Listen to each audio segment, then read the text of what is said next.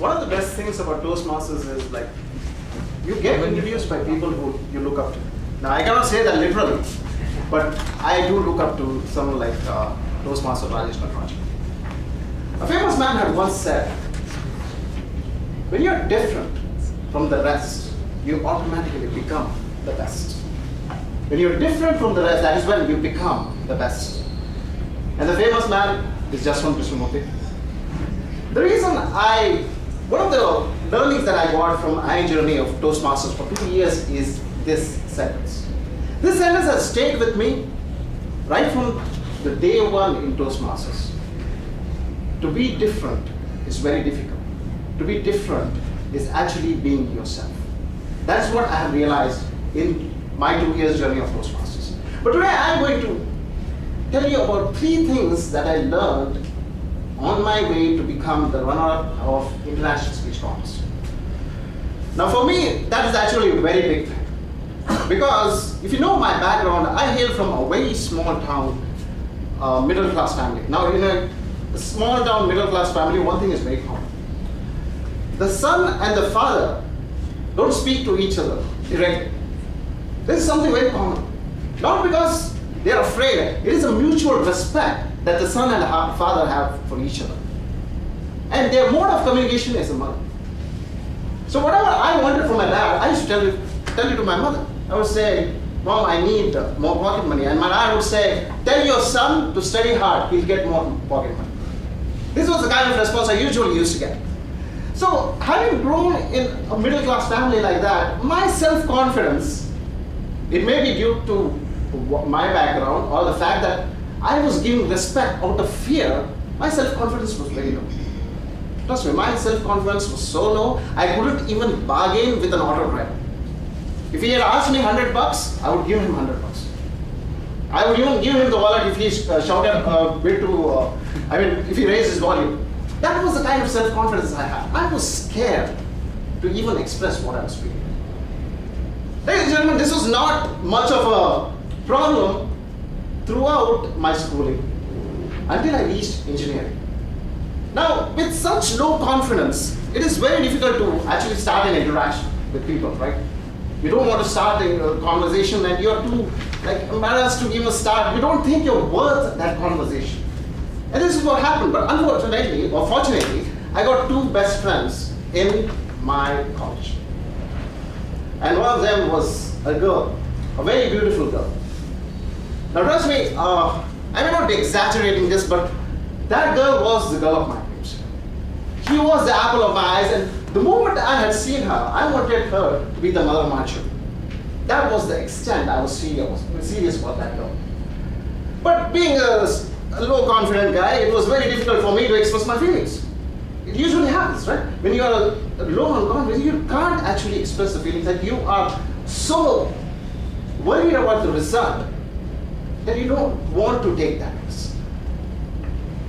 Have you ever taken a risk with low confidence? You can't take a risk with a low confidence. You're stuck in that zone. That zone is called the no zone. You say no to almost every opportunity that comes your way. No, I cannot be that cricketer. Maybe I'm not that talented. No, I cannot be that speaker. Maybe I'm not that talented. No, I cannot evaluate like Rajesh Nataraj. Maybe I don't have the skills. You're stuck in that no zone. And it's very difficult to come out of that no zone because you're rejecting yourself even before the opportunity rejects you. And I was living the dream that someday some miracle would happen and that girl would be mine. And the miracle did happen. His name was Harish. I wouldn't name the girl. Let's call her Miss X for personal reasons. Now this guy was half my height, he was thrice my size. He looked like a baby elephant, to put it in a very blunt way. Now this guy, he was also interested in that girl, but I couldn't actually tell him that because I had kept it deep inside me and I didn't want anyone to know that. But I didn't want this guy to get that girl. I was very sure about that. So I used to tell him and discourage him, dude, what if she says no? I had similar feelings, so I wanted him to have the same feelings. Come on, man, I look better than you. You cannot get that girl. That was a feeling that I had. But I couldn't stop him for long. And guess what? He went ahead, and I was pretty sure he was not going to get her anyway. And the result, well, she said yes. Now, I was more shocked than heartbroken. Like, how could she said yes? Now, I don't know what happened actually, but one thing that I asked Harish is, how did you know that she was going to say yes? He said, I don't know. I had no idea that she was going to say yes or no. But how will I know if I keep saying no? Ladies and gentlemen, you'll never know what is the result of your opportunity if you keep saying no to yourself. You know, I kept saying no to myself, saying that, okay, maybe she is not interested, maybe I won't be able to get her. And that was actually forcing me to stay in that no zone. This no zone is very comfortable. This is worse than the friend zone. But I'm telling you, this no zone is very comfortable. You can't take a risk. You can comment on others people. And that was what I was doing. I was stuck in that no zone. And ladies and gentlemen, the only way I could get out of the no zone is to take the first step in whatever I saw as an opportunity.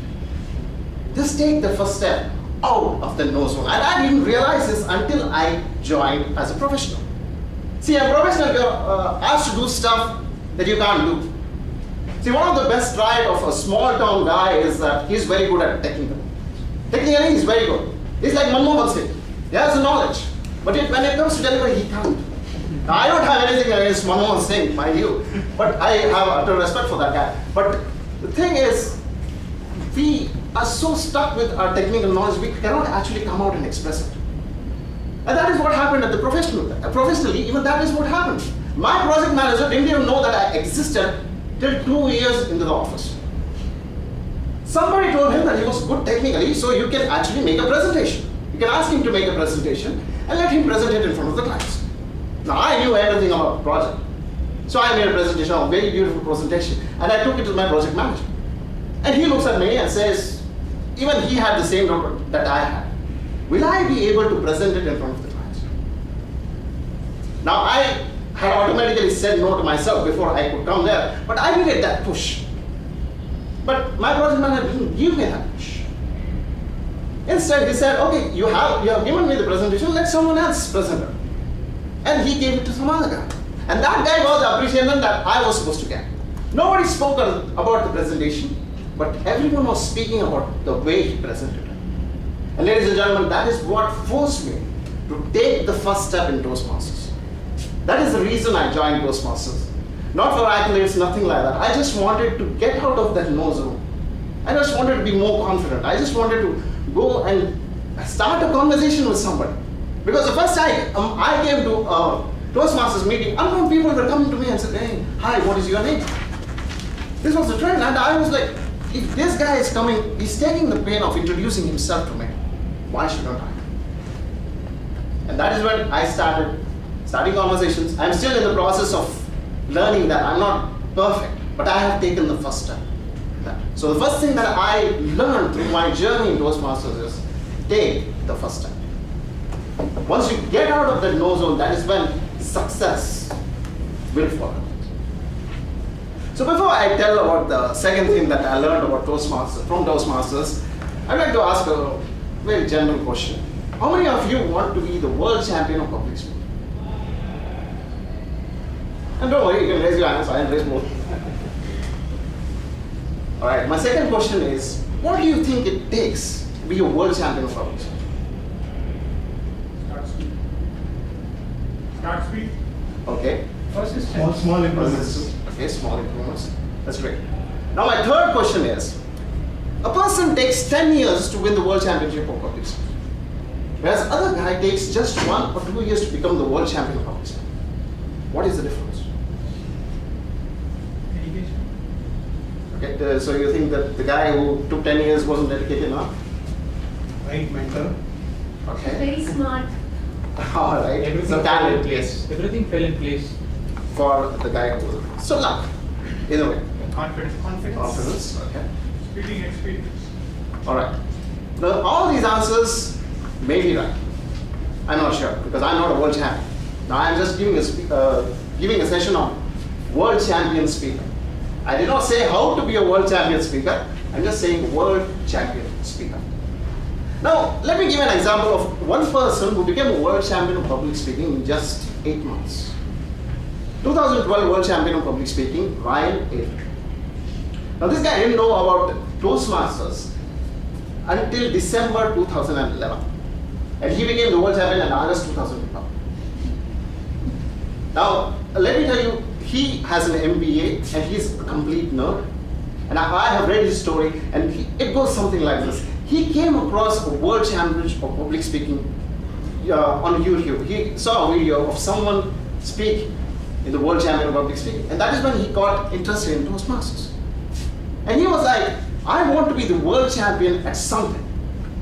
Now, I cannot be a boss. That guy is a lanky guy. He cannot be a world champion in boxing. So he wanted to be a world champion of something. And public speaking looked like it was possible. So the first thing he did was he joined Toastmasters. Not in one club, not in 2 clubs. He joined 6 clubs. And he spoke 3 to 4 times, not per week. He spoke per day 3 to 4 times, 3 to 4 speeches per day, ladies and gentlemen. Now, someone said dedication. I would say he was ready to fail. He did not have body language, he did not have vocal variety, and he didn't actually have the speech organization or crack jokes. But he was ready to fail at humor. He was ready to fail at emotions. He was ready to fail at speech organization so that he could learn it. When you fail at something, you nail that. When you fail it, you nail it. When you fail at humor, you nail humor. When you fail at emotions, you nail emotions. And by the time he became the world champion of public speaking in August of 2012, everybody was convinced that this guy is world champion material. Just 8 months. Now, I'm not saying the guy who took 10 years is bad. Don't get me wrong. But let me tell you, how fast you fail is very important. Ryan was ready to fail at a fast pace. He was ready to fail often, he was ready to fail fast. Now, most of us, what do? We take part in a humor speech contest. We come to the competition, that is when we fail. And then we start blaming everyone. Okay, the audience did not laugh. Maybe it was from Sri Lanka. Maybe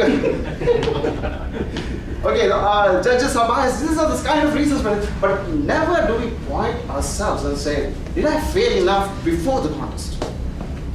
Had I failed enough before the contest, had I failed in every club meeting, probably I wouldn't have failed at the contest. So ladies and gentlemen, the second thing that I want to tell you is fail fast and fail often. So the first thing, can someone tell me what did I say? Take the first step. Take the first step. The second thing is fail fast and fail often. Now coming to the third thing. This is something that I have learned not from Toastmasters but from an actor. His name is Steve Martin. Pink Panther. How many of you people know about Pink Panther? The lead in that. He actually came up with this. The third learning that I got is to be so good that people can't ignore it. You have to be so good that people can't ignore it. Now, when will people stop ignoring? When will people start noticing? Only when you do 3 things. 1, when you are the first person to do it. 2nd, when you are the best person to do it. And 3rd, when you are different from the rest. Now, what is the first person to do it? The first person on the moon, Neil Armstrong. People remember him because he was the first person to do it. Now, being the first at something is a matter of luck. He was lucky enough to be the first person on the moon. Now, the second thing is being the best at something. Roger Federer is probably the best tennis player as of now. He became the best after lots of years of experience. So getting experience and then becoming the best is probably a little difficult. And the third thing is being different. Why do we love watching AB de Villiers? He's different. He's different from the rest of the batsmen. He's hitting a reverse swing shot for a fast bowler, which is like, wow. That is the reason we like him so much. That is the reason we can't just ignore AB de Villiers. That is the reason he's loved so much. When you're different from the rest, people will remember you.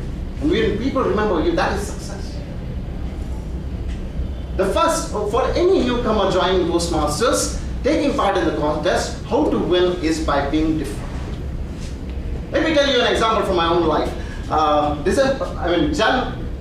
June 2014, April 2014, Division international speech contest. That was the first time I was contesting. I was like 3 to 4 months in Toastmasters. So I was contesting against 10 best speakers of that day. Best of the best, the previous champions, the current DTMs, and they were actually very good. And I was contestant number 9, contestant number 1 to contestant number 8. Everyone's had a similar thing. Now in an international speech contest, you are supposed to make people cry. That is the hard and fast rule to win. That was a myth back then. And everyone was coming on stage and trying to make people cry by killing someone. Killing someone as a speech. The first person killed a friend. The second person killed a dog. The third person killed his grandmother. And there was one person sitting next to me in the audience and he was noting down. Okay, 1 down, 2 down, 3 down. So by the time I went on the stage, and let me tell you, it is with due respect to all those people, probably they had a tragedy like that. In my life, there is no tragedy. I'm the biggest tragedy of my life. So all my relatives, nobody is dead. They are so looking for killing me. They're killing me with questions of all kinds. Why are you not getting promotion? Why are you not going outside? Why are you not getting money? Do you have a problem? That is the kind of questions I'm coming up with. So basically, I could have killed someone, but I didn't take that chance in the contest. So I used a similar story. I started making fun of myself in an international speech contest, which was not according to the theme at that time. You see, nobody comes to international speech contest and does humor. That was frowned upon back then. But when I did that, the people did enjoy it. And it came as different. It came as a change. I'm not saying I'm the best humor speaker in the world, but that day I was. That day in that contest I was. And that is the reason when I was different, people started liking me. People still come to me and say, I remember that story of yours, when you lost that girl to some other guy. People come to me and say that. The reason being I was different. I was different from the rest. So when you're good, you should be so good that people will not ignore you. Now if you want to be a world champion speaker, you have to be so good. You should already speak like a world champion speaker. You don't need a trophy to say that you're a world champion of public speaking. If you want to win at the club, you should be as good as AD. If you want to win at the district, you should be as good as the world championship. Probably that is the reason I'm not winning. Probably that is the reason I came second this year. The guy who won actually went to the finals. I can probably say that I've lost to 2 guys. One of them is a world champion, the other one is a world finalist. I can probably say that. Because they were of that level. And probably I haven't reached that. This is journey and I'm still trying to reach that. So in order to become a world champion of public speaking, you should be already a world champion speaker. Every speech of yours should be of that level, of the next level. You know what happens after you win the world championship of public speaking? You are invited everywhere to give keynotes of 45 minutes. Now, usually in a world championship, you are giving 5 to 7 minute speech. So that is almost like 9 speeches of that kind. Put them all together. That is the kind of speech you have to come up with. So if you are preparing for that, this will be just a formality. I'll give you an example who is very famous in District 82, District 41, or probably around the world. Aditya Maheshwar. He's already a world champion speaker. For us, he's already a world champion. He's speaking like a world champion speaker. He's carrying himself like a world champion speaker. Now when he wins the world championship, he just will take the trophy and put it in the plaza. It won't make much of a difference. So I would suggest you guys to be so good that people can't ignore. So I have just 3 things to tell you. The first thing is take the first step. The second thing is, can anyone tell me? Fail fast and fail often. And third thing, and the most important thing is, be so good that people can't ignore. Thank you.